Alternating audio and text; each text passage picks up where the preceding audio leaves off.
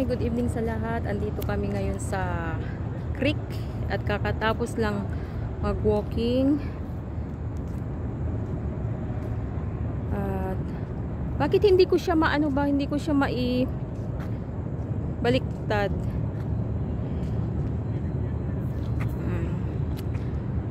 Yan. At kasama ko ang aking asawa. Hi, mag-hi ka naman ah. Hello everyone. Oh. May tatanong ako sa iyo. Ano yan?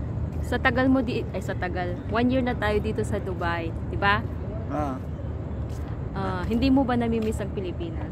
Siyempre, nami-miss din Pilipinas ha. Gusto ko babalik doon pero wag na 'yon sana. Anong nami-miss mo doon? Nami-miss ko yung Pilipinas, mga friend ko, mga lugar, magandang probinsya. Ano pa? Kaya gusto ko bumalik doon pero wag na lang sana na 'yon. Saka babalik. Kapag may naipon na konti, pang negosyo, mag-start na naman ulit negosyo doon sa Pilipinas. Yun. Ano pa? Siyempre, yung mga kaibigan, yung mga lugar na mga maganda sa Pilipinas, kailangan ko ipasyal ulit. Nami-miss ko yun. Kailangan pumasyal ulit doon. Oo, kailangan pumasyal na naman ulit. So, bakit? dapat, Ikaw hindi ka nag-miss pumunta sa Pilipinas? siyempre, nami-miss din, no?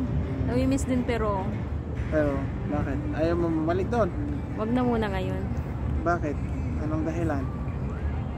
Siyempre, wala pa din ipon. Anong gagawin din doon, di ba? Ay, walang trabaho din sa maayos pag wala kang ipon. Hindi, may ipon-ipon muna tayo bago tayo babalik. Bakit? Ayaw mo. Maganda dito tayo sa Dubai na yon. Magandang buhay dito mga kabayan. Kung gusto nyo pupuntang magtrabaho sa abroad, isang lugar na pwede din kayo magtrabaho dito sa UAE. Pero wag ngayon kamo kasi mainit pa. Mas maganda kapag mga kailan ba? Anong October, November, mga ganun. Medyo malamig na. Kasi mahirap maghanap ng trabaho. Maraming pasyalan din dito. Maraming malls. Hindi lang yun. Ang una, hindi naman pasyan ang una. Trabaho. Yun lang ba? Gusto sabihin mo? Yun na, oo. Bakit? May tanong ka ba? Tanong ka na pa, sagutin kita. Next na lang, next time na lang. Next video na lang. Sa next video na lang. Bye-bye. Bye.